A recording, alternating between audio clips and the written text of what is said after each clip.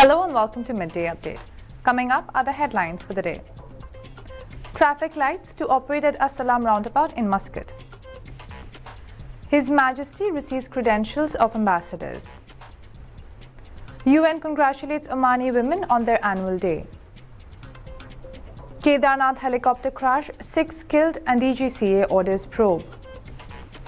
UK Prime Minister sorry for economic mistakes but embattled Liz Truss vows to stay on.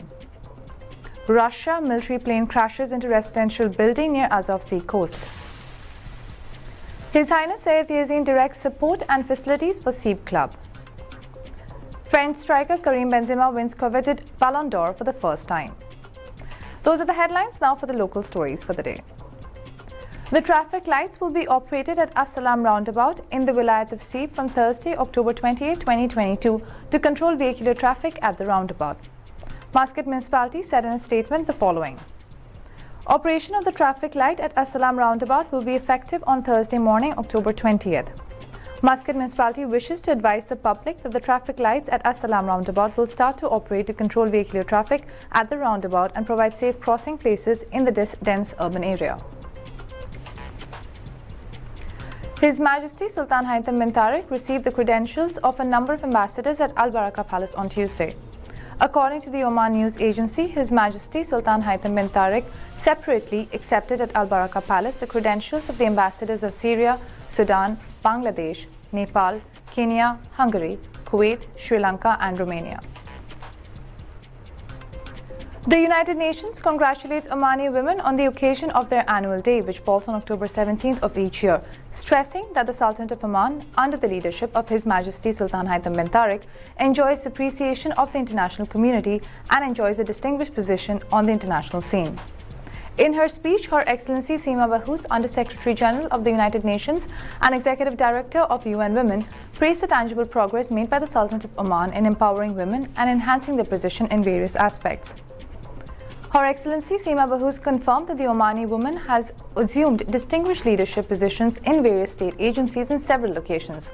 She explained that the percentage of Omani women working with the government sector in 2019 amounted to more than 40% of the total number of employees, and they also achieved a presence in the private sector, economy and business sectors with 88% of the total number of craftsmen in 2019, and their percentage in the field of entrepreneurship rose to 23% of its total employees. Those of you of the local stories will take a short break and we'll be back with international news. Stay tuned.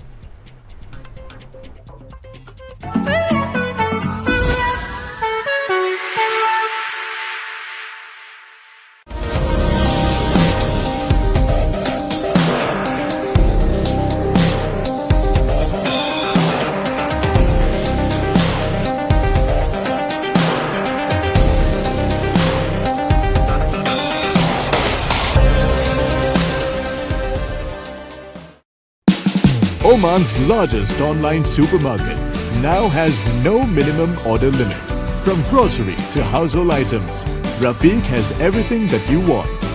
Enjoy worry-free shopping with over 8,000 products to choose from and get it delivered straight to your doorstep. Rafiq, you order, we deliver.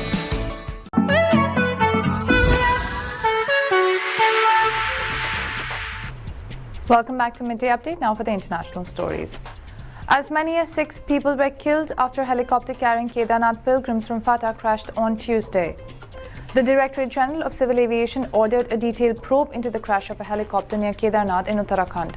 6 people, including 1 pilot and 5 passengers who were travelling on board the helicopter which crashed, have died in the accident, said Abhinav Kumar, Special Principal Secretary to the Chief Minister. According to DGCA, Aryan Aviation Bell 407 helicopter VTRPN with 5 passengers took off from Kedarnath Ji Dham for Guptkashi. The weather was cloudy over Garuchati. In a valley near Garuchati, a loud noise was heard and the helicopter caught fire.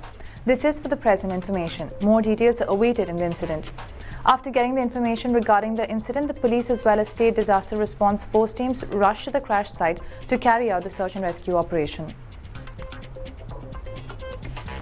UK Prime Minister Liz Truss on Monday apologized for going too far too fast with reforms that cause investor confidence to evaporate and the poll ratings to plunge.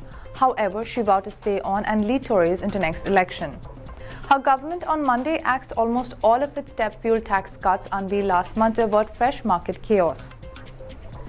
Finance Minister Jeremy Hunt, who was appointed on Friday after Truss sacked her close ally Kwasi Kwarteng, jettisoned the remaining major planks for a tax-cutting agenda on Monday, including scaling back her vast energy support scheme. Asked if she was now Prime Minister in name only, Truss said she had appointed Hunt because she knew she had to change direction. The shock move by new Finance Chief Jeremy Hunt, parachuted into the job on Friday to replace sacked Kwasi Kwarteng, leaves Truss' position in a precarious state, with Conservative MP Roger Gale saying that Hunt was de facto Prime Minister. Hunt estimated the tax changes would raise about £32 billion per year after economists estimated the government faced a £60 billion black hole. He also warned of tough spending cuts. The Chancellor of the Exchequer said no government could control markets, but stressed his action would give certainty over public finances and help secure growth. Hunt scrapped plans to axe the lowest rate of income tax and curb the government's flagship energy price freeze, pulling the plug in April instead of late 2024. A proposed reduction in shareholder dividend tax was also binned, along with planned tax-free shopping for tourists and a freeze on alcohol duty. The announcement comes as Truss' governing Conservative Party tanks in the opinion polls amid the reversals and Britain's worsening cost of living crisis. Tax reductions financed via borrowings were the centerpiece of last month's ill-fated budget. Truss had already staged two embarrassing budget U-turns, scrapping tax cuts from the richest earners and on company profits, and is now facing calls to resign even from her own MPs. A military aircraft crashed into a residential building in the port Tarnavsk in Russia's southwestern Krasnodar Krai region on Monday evening, according to local authorities. Some 13 residents were killed in the mishap, Russian media quoted a health ministry spokesperson as saying on Tuesday. Yeysk is located on the Azov Sea coast near Russia's border with Ukraine. The town has around 90,000 inhabitants and is home to Russian air base. The Kremlin said President Vladimir Putin had been informed of the incident and had ordered the health and emergency ministers to fly to the region. He ordered all necessary assistance to be given on those affected by the incident. According to the state RIA news agency, Russia's defense ministry said an Su-34 bomber crashed and set off a fire spanning 2,000 square meters. Several hours after the crash, Krasnodar Krai governor said emergency services had managed to put out the fire. Deputy Governor Anna Minkova had initially said that 3 people had died and another 10 had been taken to hospital.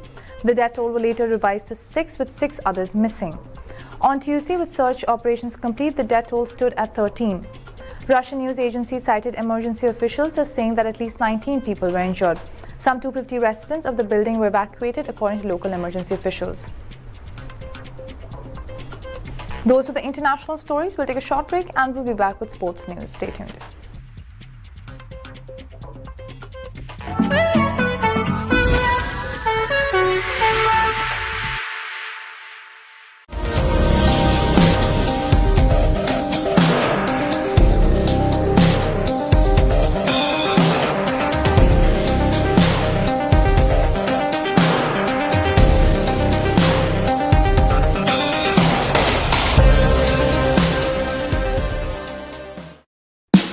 Oman's largest online supermarket now has no minimum order limit.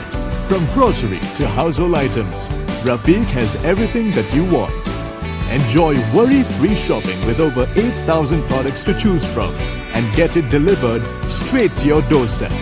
Rafiq, you order, we deliver.